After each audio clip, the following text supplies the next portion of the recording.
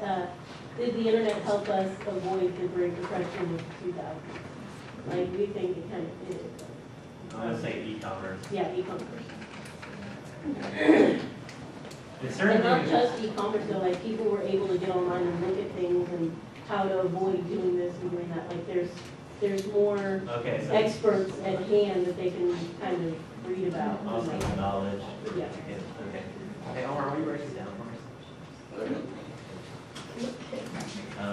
Sure. Does the internet, help us with our everyday interactions with each other, or does it hurt us? And I don't know if I guess does it help us within our social lives, or does it hurt us? Are we spending more time on the internet versus actually speaking to real people? What is your RX meaning? Oh, relationship. Sorry. Yeah, I mean, in some senses, it makes it easier for us to get together with people, in everyday life. In another sense, maybe, Warcraft kids probably, it hasn't helped them too much.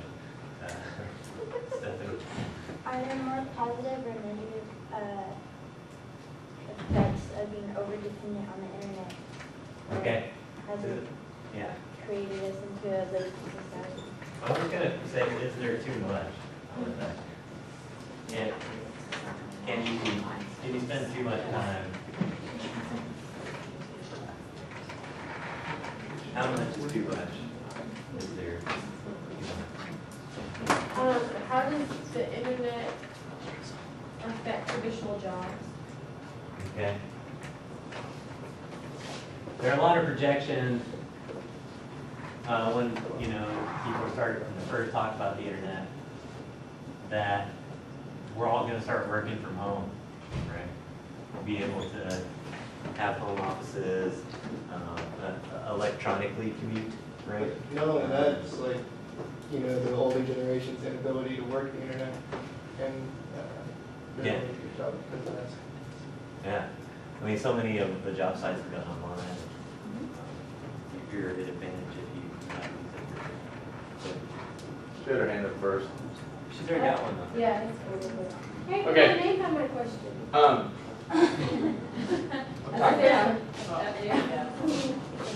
Give me credit.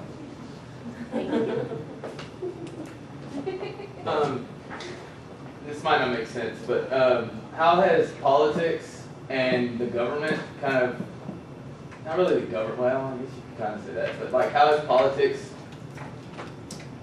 shaped the people's perspective of like the internet as into a correlation with politics?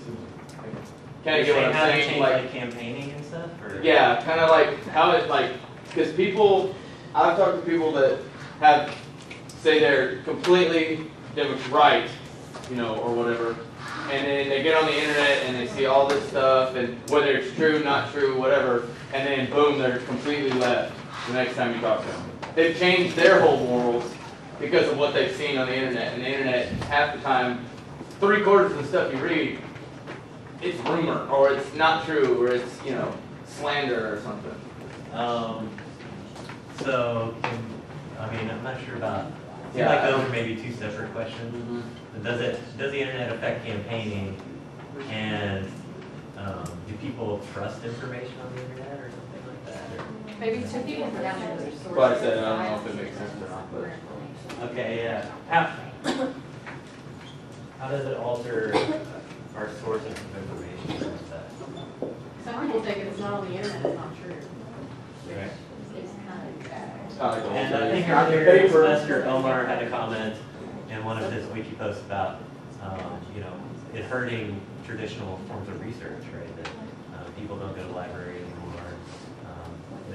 They only look for things on the internet. Right? Not everything is on the internet. This is more of an observation, but I feel like as people, like the statistics are staggering for people who lose their faith, especially at the collegiate level. I wonder if like Second Life is like their heaven in a sense. Yeah, I thought that was a real interesting question that Forrest asked there.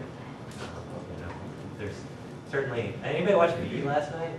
The first episode. Oh man, I saw all the old episodes. Like I didn't see them. Yeah, there's a big thing in the new one anyway about you know, aliens and the way that that affects faith, right? If there's another planet with intelligent beings that don't believe in God, how can God be omnipotent? I knew somebody who said that there can't be any such thing as aliens because they weren't listed in the Bible. And the same thing with the internet, right? Kind of the same. If we can create something so powerful, so all-knowing, how does, you know, that affect our religious beliefs? Okay, Kate, Jordan and Kate. I was going to ask, do you think the internet actually offers any tangible products? Okay. Like, I'm not saying like you can sell or network or... I'm not talking about materialistic. I'm talking about, does it actually produce anything? Okay, and did the internet create new commodities or just sell old ones? My cousin got married to Match.com. Yeah. I mean, it mostly probably just sells old ones. Buy books and cars and movies and etc. Your cousin got married what? Yeah, the guy that she met on Match.com. Over there, is it really? But like, I don't know how to word this, but like, handicap ourselves, so compared to other countries that aren't. If our internet crashed, you know, we can put it behind like Eastern, Middle Eastern countries who don't even rely on it, you know? Yeah. We're still trying to eat SOL. Yeah. Or, you know, like after 9/11, for instance, the World Trade Center held a bunch of key like wireless towers. So that whole area of downtown New York was really shut down business-wise for days because they needed those things to do that business and stuff. You know.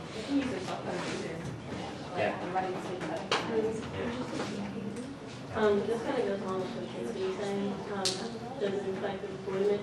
Not just the whole home thing, but I think it's made a whole generation kind of get a little bit lazy. Like, they see these people who put things on the internet and they get famous and they get their 15 minutes of fame and they make their money from that. So they do the stupidest stuff and they put it on the internet. And Okay. so Yeah. they're not hardworking anymore. Fame and popularity in the internet, you know, certainly. They're just famous for being famous. Or, you know, like, can we call it 15 minutes of fame anymore? That seems like a TV Yeah, thing, well, right? Like, you get your one episode on TV and you get your 15 minutes of fame. Now it's like, you get your, you know, hits of fame, right? A million hits of fame, or, you know, 10 seconds of fame, or 1 day of And they fame. become, I mean, that new Manila guy, I mean, all he did was try to cheer up his friends by sending, you know, of him dancing to a song, and now he makes money making stupid videos. You know?